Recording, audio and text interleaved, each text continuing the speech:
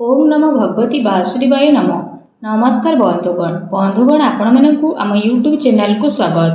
बंधुगण आज भिडियो रे आमे आपण मानकु कहिबाकु जाउछु आपणक पई आज आसंता कालीर दिनटी किपरि साब्यस्त हेबो, ए दुई दिन आपणकु किपरि कटेइबे, केउ सबु जिनिस रे आपणकु फायदा मिलिबो आउ केउ सबु जिनिस रे आपणकु सावधानता अवलंबन करबा पई पड़िबो, आपणकर लव लाइफ किपरि रहिबो, कैरियर किपरि रहिबो, बिजनेस आउ व्यापार किपरि रहिबो, ता सहित स्वास्थ्यर महत्वपूर्ण इनफॉरमेशन मध्ये आमे आपण मानकु देबु।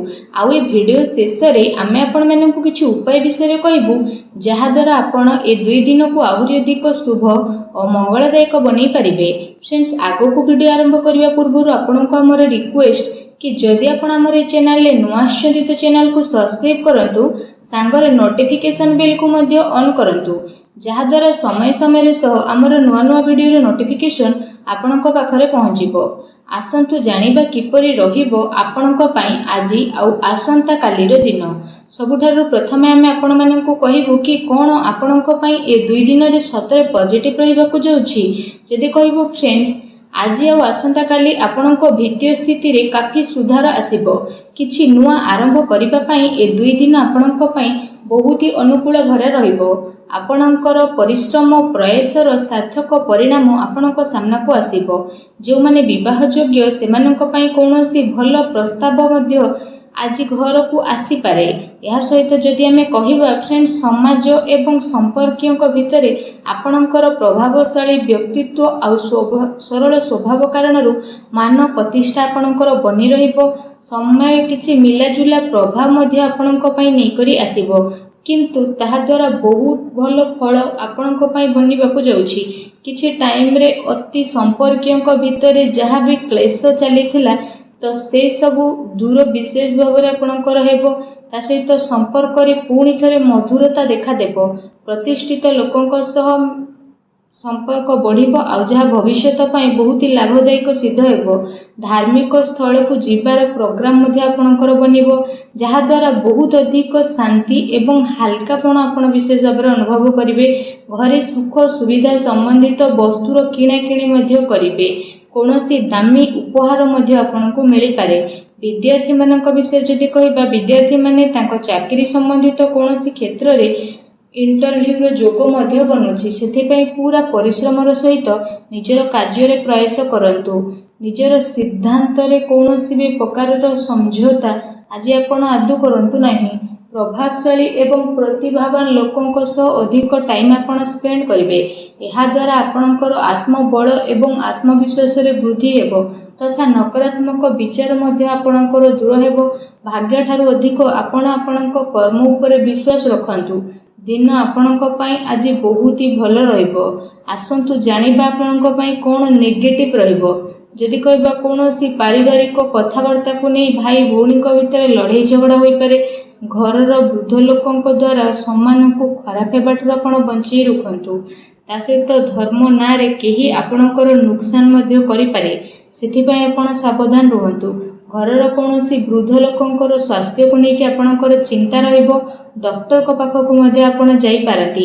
एहा सहित जदि कहिबा आपणको आपणकर स्वभाव रे ईगो को खत्म करबा पई पड़िबो, जहा द्वारा जहा भी सब प्रॉब्लम थिला सब प्रॉब्लम रे सॉल्व हेबो। कोनोसी भी योजना उपरे काम करिबा पूर्वरु आपण विचार थरे करि नियंतु। कोनोसी दुखद समाचार मिलिबा कारणरू किछि टाइम रे आपणको मन रे उदासी आ नकारात्मक विचार मध्ये आसी पारे, किंतु आपण शीघ्र ही से सबरु बाहर को बाहरिबे। विद्यार्थी वर्ग पाठ पढ़ा अपेक्षा फालतू कथाबार्ता रे ध्यान केंद्रित करिवे। निजर महत्वपूर्ण कागज पत्र को बहुत ही अधिक संभाली के रखंतु, काहेकि ना जदि हजि जीवो तो मिलिबा बहुत ही कष्ट साध्य हेबो। घरे छोट कथा रे अकारण रे चिंता उत्पन्न हेबो, सेथि पई अधिक क्रोध करिबा ठारू दूरी रुहंतु। सामाजिक गतिविधि रो अधिक ध्यान न देई कि किछि अति संपर्कीय लोक आपणक उपरे नाराज होई पारंती, किंतु एक कथा उपरे ध्यान न देई आपण आपणकर कर्म उपरे लागि रखंतु। घरर वरिष्ठ लोकंकर मान सम्मान अवश्य बनिकी रखंतु। आसंतु जानिबा आपणकर लव लाइफ किपरि रहिबो। तो जीवन साथींकर भावनार आपण सम्मान करंतु। एहा द्वारा संबंध आहुरी अधिक मजबूत हेबो। ପ୍ରେମ ସମ୍ବନ୍ଧ ଆପଣଙ୍କର ମର୍ଯ୍ୟାଦାପୂର୍ଣ୍ଣ ରହିବ। କୌଣସି ବିପରୀତପୂର୍ଣ୍ଣ ଲିଙ୍ଗୀ ଅଚାନକ ମିଳିବା କାରଣରୁ ଆପଣଙ୍କୁ ଆଶ୍ଚର୍ଯ୍ୟଜନକ ପ୍ରସନ୍ନତା ମଧ୍ୟ ଅନୁଭବ ହେବ। ଘର ପରିବାରର ବାତାବରଣ ବହୁତ ହି ସୁଖଦପୂର୍ଣ୍ଣ ରହିବ। ପତି ପତ୍ନୀଙ୍କ ଆପୋଷିକ ସହଯୋଗ ଆପଣଙ୍କ ଘରେ ସୁଖ ଶାନ୍ତି ବନେଇକି ରଖିବ। ପ୍ରେମ ସମ୍ବନ୍ଧରେ ଆଗକୁ ଆସୁଥିବା ଟାଇମରେ ବିବାହରେ ପରିଣତ ହେବାର ପୂର୍ଣ୍ଣ ରୂପରେ ଯୋଗ ବନୁଛି। ଜୀବନ ସାଥୀଙ୍କର ଆପଣଙ୍କୁ ଏବଂ ଆପଣଙ୍କ କାର୍ଯ୍ୟରେ ପୂର୍ଣ୍ଣ ରୂପରେ ସହଯୋଗ ମଧ୍ୟ ମିଳିବ ତଥା ଘରେ ମଧ୍ୟ ଆପଣଙ୍କର ସକାରାତ୍ମକ ବାତାବରଣ ବନି ରହିବ। ଏହା ସହିତ ଫ୍ରେଣ୍ଡସ୍, ନିଜର ବ୍ୟସ୍ତତାରୁ ଆପଣ କିଛି ଟାଇମ ବାହାର କରିବେ ଆଉ ଯାହାଦ୍ୱାରା ଆପଣ ଆଗକୁ ମଧ୍ୟ ବଢ଼ିବେ। ପରିବାରରେ ପିଲାଙ୍କ ପାଇଁ ଆପଣଙ୍କ ସମୟ ମଧ୍ୟ ଦେବେ, ଯାହାଦ୍ୱାରା ପରିବାରରେ ଆପଣଙ୍କର ରେସ୍ପେକ୍ଟ ଆହୁରି ଅଧିକ ବଢ଼ି ମଧ୍ୟ ଯିବ। ଆସନ୍ତୁ ଜାଣିବା 2 ଦିନରେ ଆପଣଙ୍କର ବ୍ୟବସାୟ କିପରି ରହିବ। ଯଦି କହିବା ବ୍ୟବସାୟରେ ଏବେ ବର୍ତ୍ତମାନ ପରିସ୍ଥିତିର ପ୍ରଭାବ ବନୁଅଛି। ଧନ ସମ୍ବନ୍ଧିତ ଲେଣ ଦେଣରେ ବହୁତ ଅଧିକ ଆପଣ ସାବଧାନ ହୋଇକି ରୁହନ୍ତୁ, କାରଣ ଧୋକା ହେବାର ସମ୍ଭାବନା ମଧ୍ୟ ବନୁଛି। ଚାକିରି ପେଶା ବ୍ୟକ୍ତିଙ୍କର ଅଫିସର ମାହୋଲ ବହୁତ ହିଁ ଶାନ୍ତିପୂର୍ଣ୍ଣ ବନିକି ରହିବ।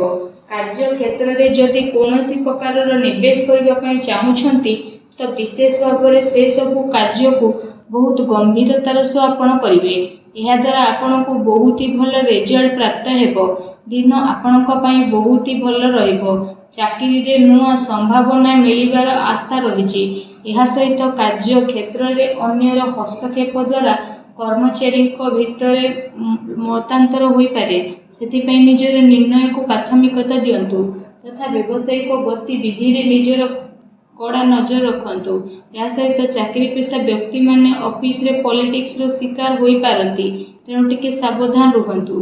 ଏହା ସହିତ ଏ ଦିନରେ ଆପଣ କୌଣସି କାରଣରେ କାର୍ଯ୍ୟକ୍ଷେତ୍ରରେ ଅଧିକ ଟାଇମ ଦେଇପାରିବେ ନାହିଁ, କିନ୍ତୁ ସହଯୋଗୀ ଆଉ କର୍ମଚାରୀଙ୍କର ଉଚିତ ସପୋର୍ଟ ଆପଣଙ୍କୁ ମିଳିବ। ଚାକିରି ପେଶା ବ୍ୟକ୍ତିବିଶେଷଙ୍କୁ ନିଜର ଉଚ୍ଚ ଅଧିକାରୀଙ୍କର ପୂର୍ଣ୍ଣ ରୂପରେ ସହଯୋଗ ପ୍ରାପ୍ତ ହେବ ଏବଂ ବ୍ୟବସାୟିକ କ୍ଷେତ୍ରରେ ଆପଣଙ୍କର କାର୍ଯ୍ୟକ୍ଷମତାରେ ବହୁତ ଅଧିକ ସଫଳତା ମିଳି ମଧ୍ୟ ଯିବ। ସେଥିପାଇଁ ପ୍ରତ୍ୟେକ କାର୍ଯ୍ୟକୁ ଆପଣ ବିଶେଷ ଭାବରେ ବହୁତ ଗମ୍ଭୀରତାର ସହ କରନ୍ତୁ। ଚାକିରି ପେଶା ବ୍ୟକ୍ତିଙ୍କୁ ତାଙ୍କର କାର୍ଯ୍ୟକ୍ଷମତା ପାଇଁ ପ୍ରୋତ୍ସାହନ ପ୍ରାପ୍ତ ହେବ, ଯାହାଦ୍ୱାରା ସେମାନଙ୍କ ମନ ବହୁତ ହି ପ୍ରସନ୍ନ ମଧ୍ୟ ରହିବ। ଆସନ୍ତୁ ଜାଣିବା ଆପଣଙ୍କର ସ୍ୱାସ୍ଥ୍ୟ କିପରି ରହିବ। ଯଦି କହିବେ 2 ଦିନରେ ଆପଣଙ୍କ ସ୍ୱାସ୍ଥ୍ୟ ବହୁତ ହି ଉତ୍ତମ ରହିବ ତଥା ଆପଣ ଊର୍ଜାରେ ଭରପୁର ରହିବେ। ଆପଣ ନିଜେ ନିଜକୁ କାଫି ସୁଖୀ ଆଉ ଚିନ୍ତାମୁକ୍ତ ମଧ୍ୟ ଅନୁଭବ କରିବେ। ତା ସହିତ ଏ ଦିନର ସମୟ ସ୍ୱାସ୍ଥ୍ୟ ଦୃଷ୍ଟିରୁ ବହୁତ ହି ଭଲ ସମୟ ରହିବାକୁ ଯାଉଛି।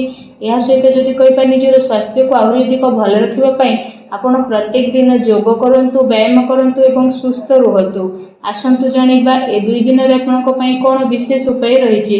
ଆମେ ଆପଣମାନଙ୍କୁ ଯେଉଁ ଉପାୟ ବିଷୟରେ କହିବାକୁ ଯାଉଛୁ, ଏ ଉପାୟ ଆପଣ ସନ୍ଧ୍ୟା ସମୟରେ କରିପାରିବେ।